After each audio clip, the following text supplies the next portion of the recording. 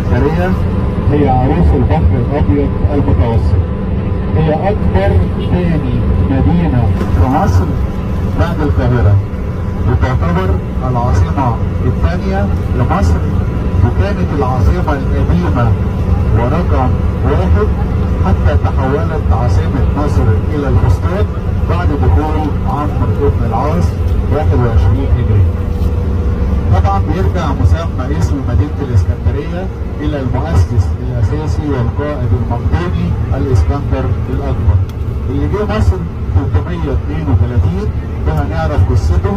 استقبلوه المصريين بالترحاب الشديد، وزي ما عودناكم دايما لما بنروح مكان بنعرف العيد القومي بتاعه يوم ايه، وايه المناسبة اللي خلت العيد القومي للمدينة اليوم ده.